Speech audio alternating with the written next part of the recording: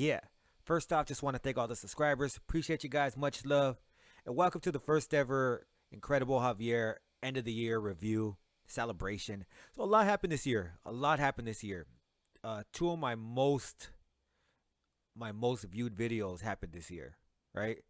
So there was a lot of creations that we went through this year. There were a lot of things that changed this year, and it was definitely a year of growth.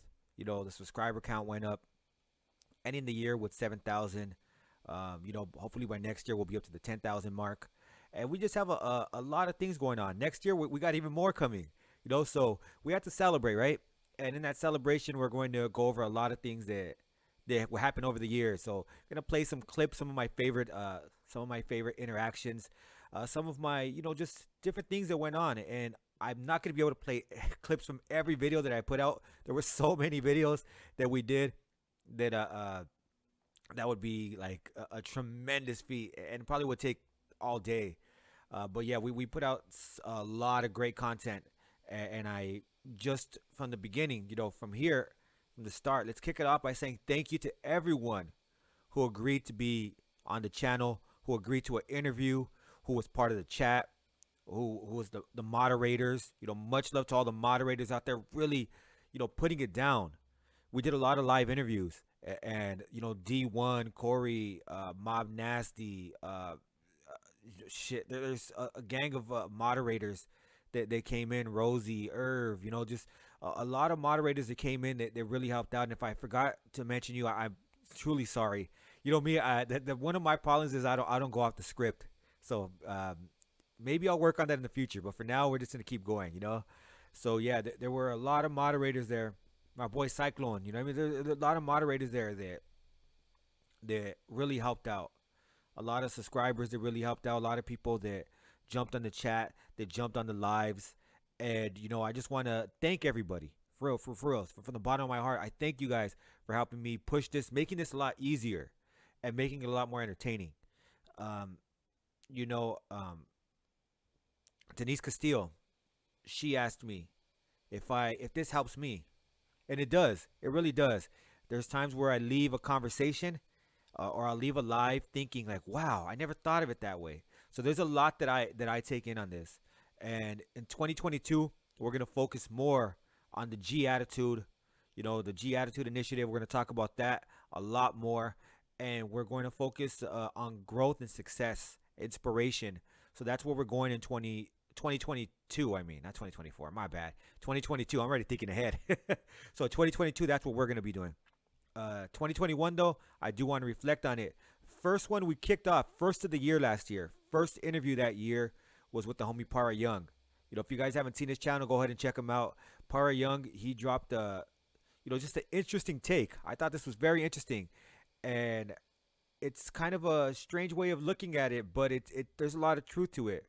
We're really thinking about your life and how much time is enough time to give away. So let's go ahead and roll that clip. Like, how long before you got out? Before you decided, like, you know what, I'm gonna chill when I get out. I, I already made up my mind that when I get out, I don't want to go back, Hmm. no matter what. I mean, because losing that much years in your life, which is 13 years, for me, it's a lot, Yeah. Oh hell yeah. It's for anyone, I think. because some people, they lost a lot more, but, you know, uh, looking at the bright side, I can still live my life as a free man for the rest of my life. And this time, I think I should rather just, you know, uh, if I'm gonna do that much time again, I think I should just rather be dead now than do that.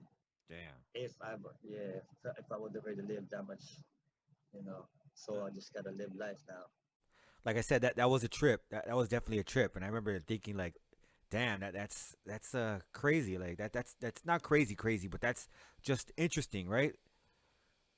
And it makes sense though. Looking back at it now, like, why give up more of your time? It's like at that point you're just existing, not living. I'm not saying that somebody, if they get caught up in that situation, should just give up all hope. No, not at all.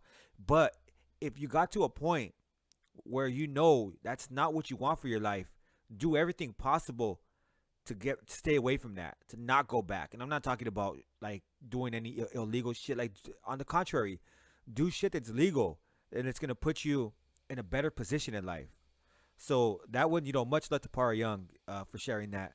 The next one I'm gonna play is my boy Little Potro, and this was probably my most viewed clip on TikTok. Um, and it's a trip because it's talking about when he bumped into his pops in the joint, and to me that just I've heard of it before, but nobody really spoke on it. Like I heard my uncle and my step grandfather, they bumped into each other, and they were in the county, and I've heard of it time and time again, and it's always a possibility when it's multi generational. So that was actually a trip, and let's go ahead and take a look. And across on the lifers yard, there's a bunch of homies over there that are lifers that are like, they've been down like 20, 30 years. Yeah. So I start hollering at them, see who they are, start chopping up with them, see if they need anything, because we're on a minimum yard, so we got to run around a little more. Yeah. And I start fucking around, start getting caught up, points jacked up. I got one stupid write-up is how they found out. And they start going through my charts. They're like, hey, man, you're not even supposed to be here. And I was like, what are you talking about?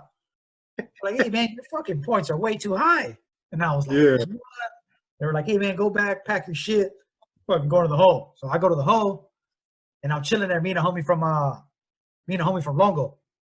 Yeah. And he's like, yeah, man, I jacked my points up, whatever. So we're going to Centinela. And I've been to Centinela probably about 3 times on the 4-yard.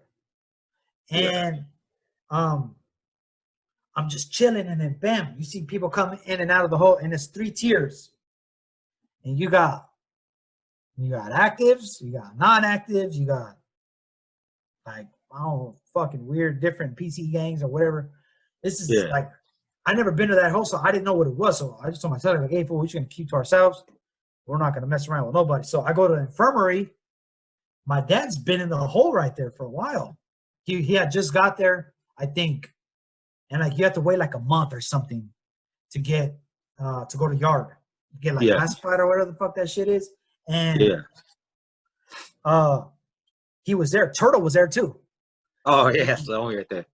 So I go to medical one day, and they have us in Orange, whatever. And bam, I'm sitting there, and I'm in the infirmary by myself. And bam, my dad walks in, and he sat right across from me, and he was just like, "What's up, homie?" And it was just like a friendly, "What's up?" Yeah. And I'm looking at him, and I'm like, man, what? I can't believe that I'm sitting here with my real dad. You know what I'm saying?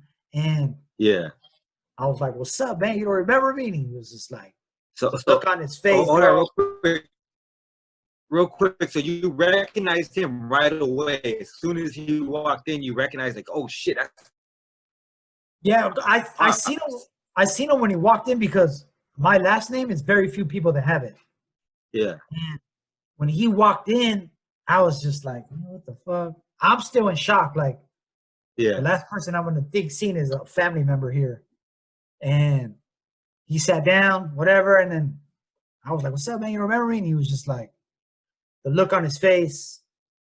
I didn't know any of this until about 2 days later. It was my birthday. He sent me a card in Sopas, and he was just like, "Hey, man, one of my worstest fears was to be in the same joint as you." And in the back of my mind, being childish, I was like, "Hey, dog, I was here first." So, you know what I'm saying? Like, we'll talk about that in another day.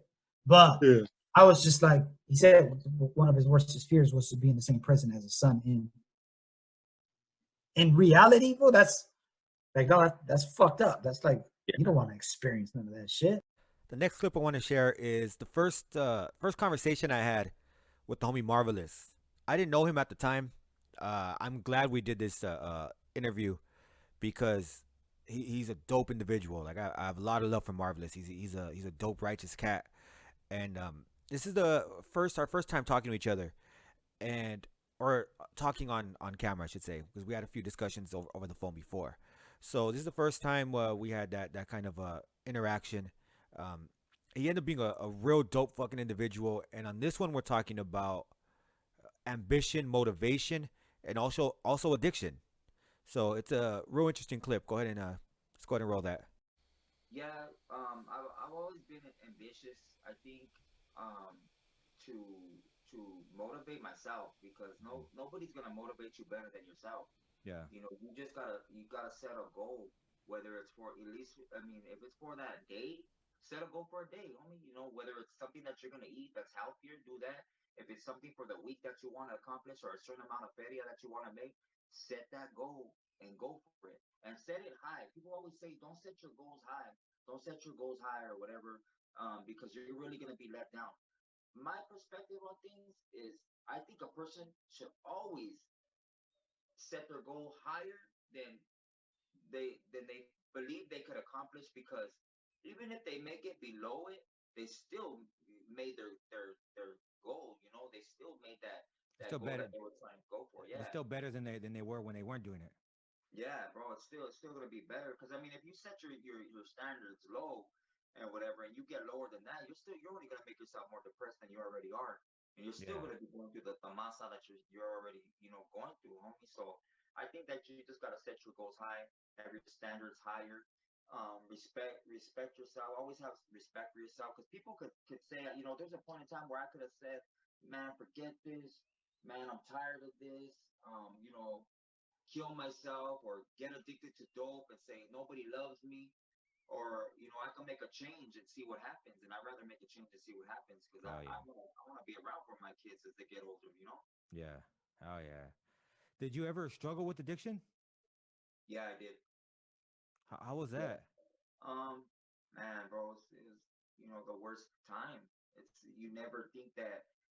And I always said growing up, man, you know looking at my dad and my mom, I'm never gonna be like them, I'm never gonna do that. And there comes a point in time where you're so consumed with life, you're so consumed with all these things that are just they're kind of this. You're like in a trance, bro. You got this job that you're doing, you got a girl or girls, and you're making money and you're distracted, and I'll just do this one time, and I'm only going to do it on the weekends now, or now I'm going to do it every other day.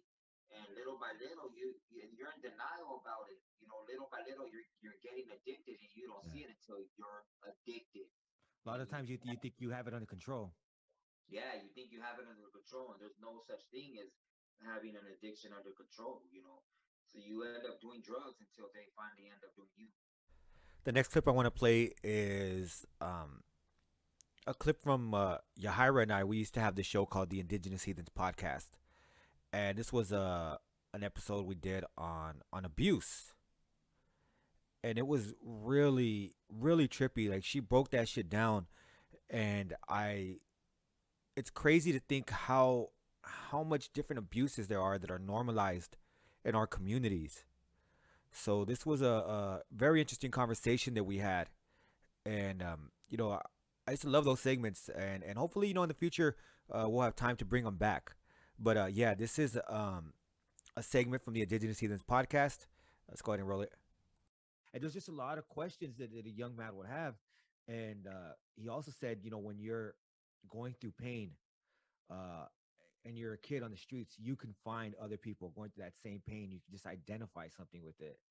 And I just like really tripped out. I had no idea that that's something he was going through. And I would imagine there are tons of other, I know females for a fact, but I know also males that aren't willing to speak up on that.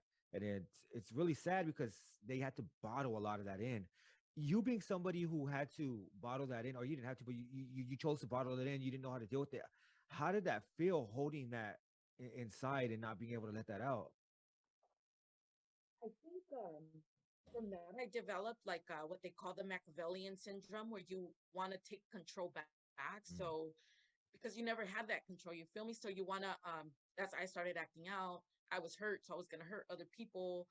I just rebelled, but I rebelled in a very violent and And you know, I got involved in gangs and everything from wanting to be accepted, because at home I didn't feel too accepted. um However, I think what affected me more, like growing up, was the verbal abuse that I received. So with the sexual abuse that happened, even with the physical, because I used to get my ass beat, you know. Yeah. um it, it's something that I kind of processed. Like, when I was busted, when I went through the juvenile hall system, like, you just don't want to even mention that you've been abused, because they want to put you on meds, or right away I can see the stigma too behind like a male, because you do, you know, it's kind of like your masculinity, your manhood, and then they're telling you that you're fucking crazy because somebody else that was fucking sick preyed on you. So I encountered a lot of that in the halls, not wanting to speak about it because I knew that they were gonna put me like on some Prozac and shit, and I was already fucked up and didn't want to get more fucked up. Um, so I just bottled it in. I think when I would hear people speak about it, I just learned to kind of normalize it. Like, okay, like, we've all been a little raped, which is a Damn. fucked up, demented way of thinking. Yeah. But you encounter it so much in that environment that it becomes not normal, but it's like, oh, okay, we've all been through this. So on May 18th, we announced that we're gonna launch the day room. May 18th, 2021. I made the announcement a few days later. I believe on the 22nd is when we launched the first ever day room. May 22nd, 2021. The way the day room happened was because we had a chat, a chat that we all talked in, and it was called the day room. And I said, "Oh, that shit would be dope if we had the day room like on the YouTube channel." We brought it to light where why babies come, we chop it up about old times, and really there was no. It was just like just talking at first. That was the idea. It eventually evolved into something else, but at first it was just a group of homies just sitting around chopping it up, right? So you know, the homies got together and they're like, "Yeah, let's make it happen. What do we need for that to happen?" I said, "All I would need is another mic, which I could easily get, and a mixer, and that's it. We could make that shit happen, right?" So I told him, "Give me a few months. I'll make that shit happen. Don't even worry about it." But nah, the homies did not like. They love the idea so much. They've sprung into action. The homie Dopey, the homie Green Tortillas, Tejas, Dreamer, from Corcoran, um, Irv, just a group of homies, more homies. I'm sorry if I missed the homies that also contributed, but a group of homies came together. And then Irv came in and did the green screen because they wanted the day room, like they wanted it. They had this grand vision, right? So that's what the homies wanted. And the more they like, I just thought it was gonna be the old wall and a group of homies sitting down, right, the desk, and then, but nah, they had a bigger vision for it. And I said, "Fuck it, let's do it. Let's fucking do it, right?" So that's what they had planned, and it came together. The homie Irv came in, put the green wall up, the lights, everybody contributed. It was really fucking dope, and it happened really quick, really quick. I'm telling you, I thought we were gonna have to wait a few months. I was envisioning something totally different, like way low budget, and the homies came through, and they really made it happen. That's what I love about the Y babies. That's why I show them so much love, because they push me to do better. And this segment would not have happened if it weren't for the YA babies. So let's go ahead and roll. I just want to roll the introduction of the first day room. There were more.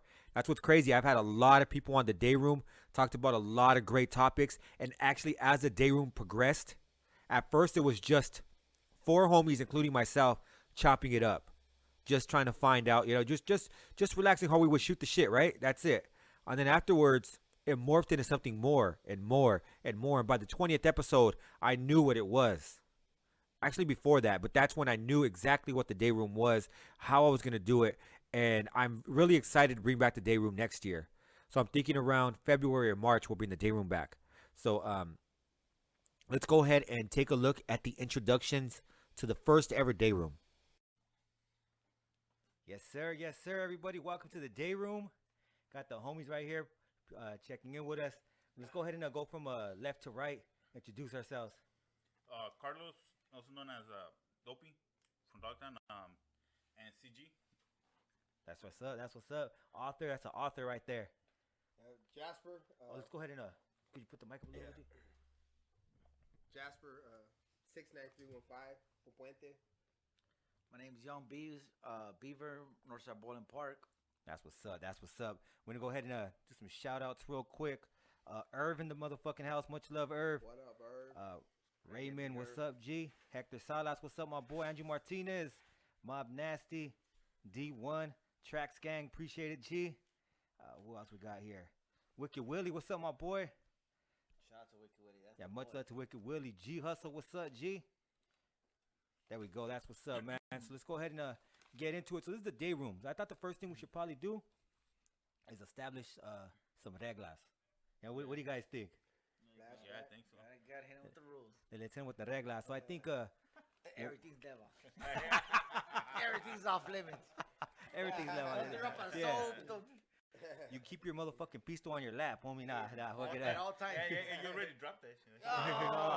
Beaver, go Hey, I'm already Yeah, fucking yeah, up. fucked up. Hey, it's back to what I know. I mean, fuck, I'm already fucking up. Nah, Everybody but use a coaster. nah, but I think I think it's said, just coming here like a man. And I know right now we got some righteous homies right here. Everybody's respectful, and that's the main thing we're gonna want. We want everybody to be respectful when you step in the house. We want everybody, or in the day room, be respectful when you step in here, and come in there like a man. You know what I mean? Like come in here and be ready to hear somebody out. If you disagree, cool, don't trip. You know what I mean? Because we're not gonna all agree on the same things, but we all here for the same reason, to talk about growth. Yes, sir. Take it easy on Dreamer, because he look a little bit uptight. Leg. Yeah. He look quiet. Relax, homie. He's a healthy boy, though. He's healthy, though. He's good, though. That's all that matters, though. Keeping it classy. Yeah, we got other homies in the house too. Yeah, we got Stalker right shout there out in the to house. Alex. We Got got the homie. Tejas in the house. You know what I mean? Yeah. So much love to everybody, man. As you can see in the beginning there, we had no idea what we were gonna do, but it's real dope to look back and see how much we grew with that. You can see even the way we had it, we were all bunched in together. The green screen was all huge compared to the rest of it. But in reality, we were just using a small portion of it. The whole thing is a trip. Looking back, we definitely made some changes. We grew a lot. We had no idea what was going to happen in the beginning. I think in the intro, you could hear us talking. It was crazy the way it went before. But we lived, we learned, and we kept moving on, and we kept evolving and doing better and better. And I'm really grateful for the gentlemen that pushed me to do it. They wanted to see it happen, and they made it happen. So much love. The next clip I'm gonna play, we got into a lot of serious content, so we're gonna get into a little bit more uplifting and trippy content. The next one was really a trip, and it took on a life of its own also when we first brought up the grandparents program. So I'm gonna go ahead and play the clip of the first time we talked about that. Here we go. Today I want to talk about something that we've mentioned briefly on different interviews, and it's something that I think is a pretty interesting topic. So I want to talk about the grandparent program in Fred C. Nellis. So what the grandparent program was, just to give you a little overview, is they had individuals who were in their 60s, 70s, 80s, 90s, etc. Most of them retired, most of them widowed, and basically had nothing to do really, right? So they would come to Fred C. Nellis. They would forge what they're supposed to be like mentorships with the wards, right? So you would have them come over, and they would forge some kind of relationship with the wards. And basically what was supposed to happen is they're supposed to, teach them about their life experiences. Because that's one thing that you do have to admit. The elders in most cultures are a wealth of knowledge. They are. So in theory, this seemed like a great idea, right?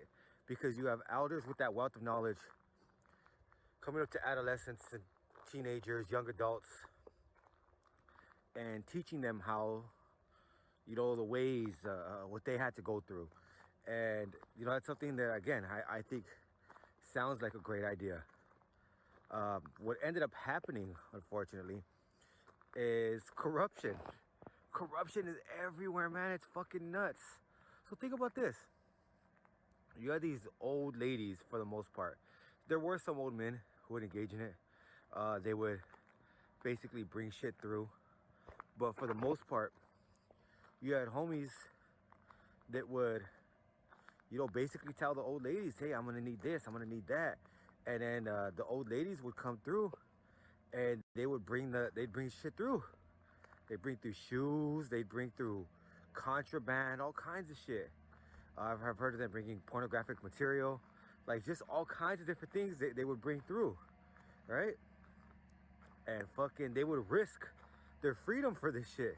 And it's crazy because imagine you've been alive for 60 something years and you got this 17, 16-year-old kid gaming you up, like, to come and bring shit through. Like, I don't even know what they were imagining, like why they would fucking think that was a good idea, right? So it was a trip, man. So you had that going on there. You also had them like getting involved, getting involved, I should say, getting involved with the wards, where they would go, and they would forge a different kind of relationship with the wards, whether it be sexual, romantic, or whatever. Like, that was something that they were doing. So you had like 60, 70-year-old ladies hooking up with like 16, 17, 18-year-old wards and shit. And to me, I was always like, man, how long have these fools been busted for real?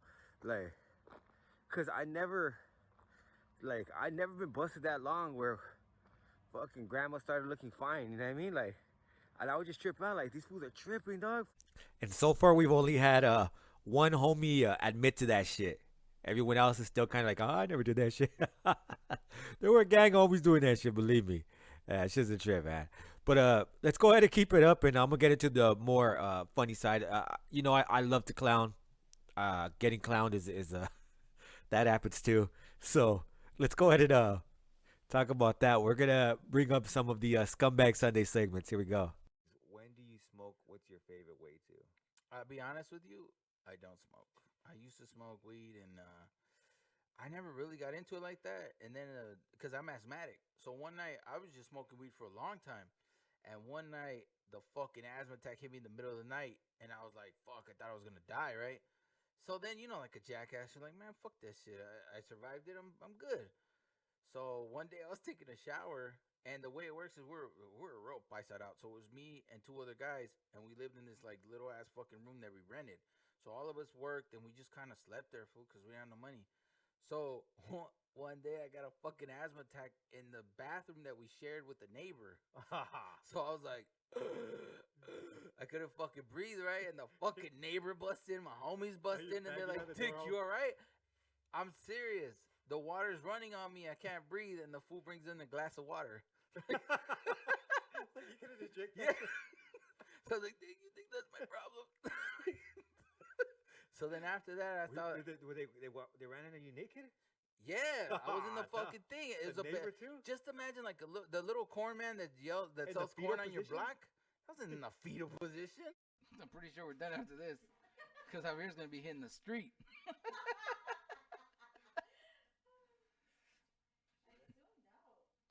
No, yeah, I think you just gotta pick up the camera.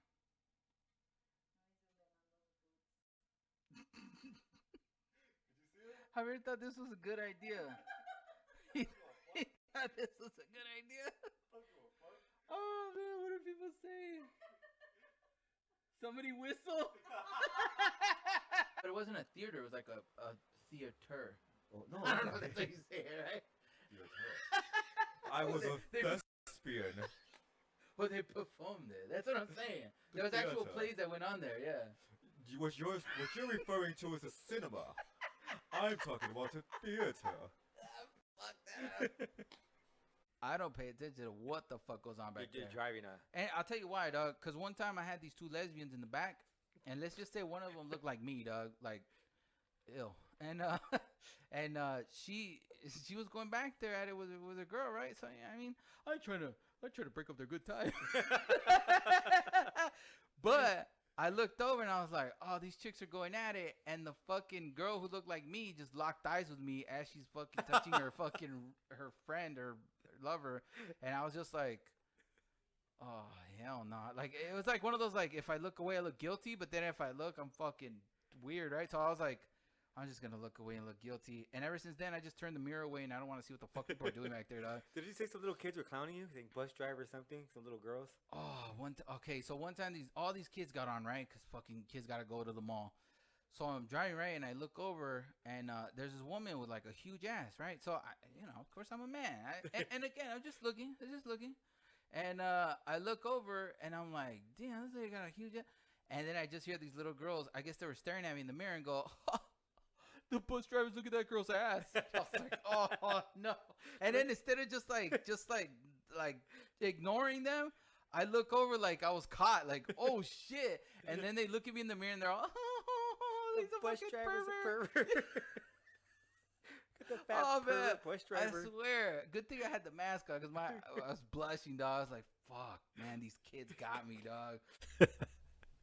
Always a good time with Jays, man. And you know what's the trip is that there were a lot of videos that I couldn't even get to that I was looking for. I couldn't find. I found those ones, so I'm glad I found those ones because I'm watching them as I'm editing this shit. So, but I was looking for the cat video. Everybody knows that one with me and the cat incident, and the doctor ones with James. So I couldn't find them. I don't know where the fuck they were, but those are two other ones. So it was a trip, man. I'm going to share a few more clips and we'll go ahead and wrap it up. So next one's going to be one that people have been asking for since I started doing YouTube, and that's the interview with Shady Boy. So let's go ahead and roll a little clip from that. 33, if you could change it now, G, you could tell people it's never too late. Yeah. You could tell there's a lot of things you could do, right? But like with my music, that to me, that gives me satisfaction. It really does give me satisfaction to know that my music helps people, dog. Yeah. You know what I mean? Because then I feel like it gives me purpose, I guess. You know, I mean, my kids are my purpose, homie. But first and foremost, but that right there too, like with the music, it makes me like, cause I don't never promote my music, dog. You never hear me promote my music, dog. Yeah. I even felt weird today telling you when I was telling you, hey, fool, here's my album cover. Maybe we could promote the album. I felt weird, dog. I really did, dog. I honestly, cause I don't want to be no fucking rapper, dog. I really don't, dog.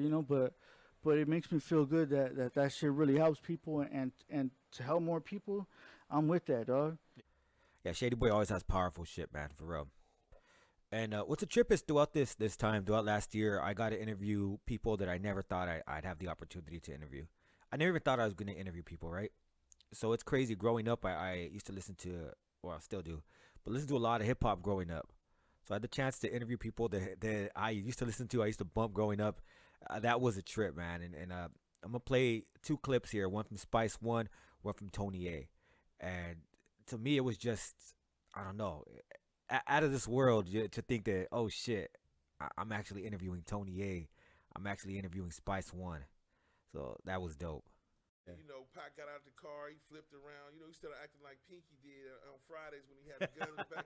He was flipping out, dude. And he got out the car and, he like, come on, Chico, you know what I'm saying? He's like, fuck this fool, it's thug life, nigga, you know what I'm saying? We make the motherfucking rules, we break the motherfucking rules, it's thug life. And so I'm like, all right, fuck it. I looked at that dude and I'm like, man, you should have just ran the motherfucking light, man. You should just ran the light, dude. So that's what we did growing up, right? So one of my favorite songs was Jack Move.